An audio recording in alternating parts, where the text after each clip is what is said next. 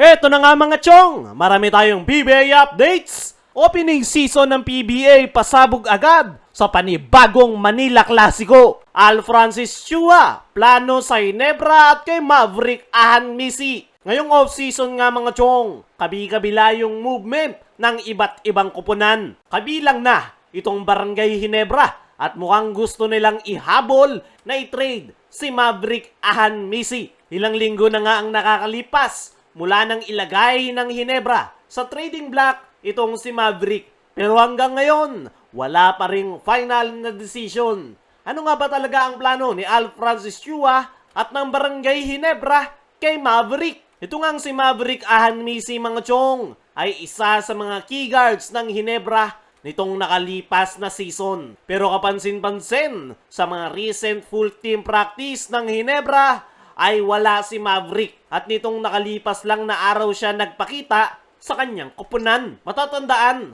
na paglagay ng Ginebra sa trading block dito kay Maverick ay unang nagka-interes ay ang Converge Fiberexers. Pero hindi nga natuloy dahil hindi nagkasundo yung dalawang kupunan. At nitong nakalipas na araw, pumasok naman sa eksena ang Meralco Bolts. Ayon sa mga reports, gusto ng Meralco na makuha si Maverick pero ang hiningi raw na kapalit ng Ginebra ay si Bong Quinto o kaya future first round pick. Mabigat yan para sa Meralco kaya umatras na sila at pinull out ang negotiation. Ang tanong ng mga fans, ano nga ba talaga yung pinaplano ng Ginebra kay Maverick? Diyan na nga papasok ang master plan ni Boss Al Francis Chua. Hindi nga ito basta-basta pumapayag na paluging trade. Mataas pa nga rin yung tingin nilang value ni Maverick Ahan Misi. At ayon sa ating mga source ay mutual agreement ang desisyon ng Ginebra. Ibig sabihin, open na talaga silang i-trade si Maverick Ahan Misi, maging si Maverick ay open na mapunta sa ibang kupunan. As of now nga mga chong, ay nakakontrata pa rin sa Barangay Ginebra itong si Maverick Ahan Misi. Meron pa nga siyang 1 taon pero mukhang gusto na yang tapusin ng Barangay Ginebra. Ang gusto nitong si Boss Al Francis Chua ay gawing trade asset si Maverick Ahan Misi para makakuha ng player na mas makakatulong sa kanilang frontcourt position. Pero ang mas priority nga ni Boss Al Francis Chua ay makakuha ng big man na magiging kapalitan ni Japet Aguilar sa loob ng painted area. Dahil alam nga nila na nalalapit na rin ang pagre-retiro ni Japet Aguilar at itong si Maverick Ahan Misi yung plano nilang gawing trade asset. Para sa akin mga chong, sa kasalukuyang lineup ngayon ng Barangay Ginebra ay mahihirapan sila sa paparating na Philippine Cup.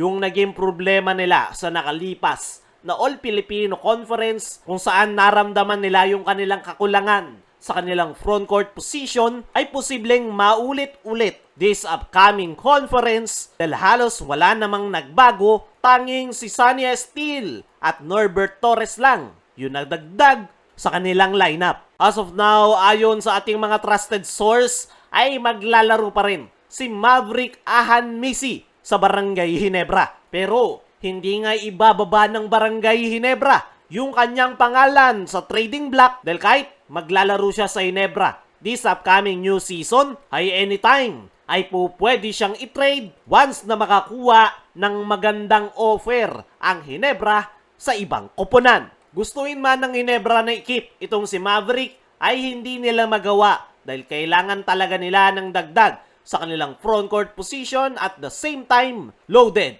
yung kanilang guard rotation. At si Maverick ang una sa kanilang listahan.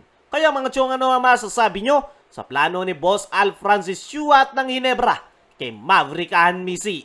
I-comment mo lang dyan sa ibaba. Dumako naman tayo dito sa kabilang balita. Opening season ng PBA pasabog agad sa panibagong Manila Clasico. Kulang-kulang 2 linggo na lang bago ang opening season ng PBA ay mas lalo ngang na-excite yung mga fans dahil Manila Clasico ang magiging opening season. Panigurado kaabang-abang yung magiging bakbakan ng dalawang kupunan dahil mag-rival team nga yung dalawang yan at the same time ito yung kauna-unahang pagkakataon na makakaharap ni LA Tenorio ang kanyang dating koponan na Barangay Ginebra. Para sa akin mga chong, tama yung ginawa na yan ng PBA dahil kung Manila Clasico agad sa opening season ay paniguradong agad na dudumugin ng mga fans ng Magnolia Hotshots, lalong-lalo na ng Barangay Ginebra fans. Kabang-abang nga yung magiging debut game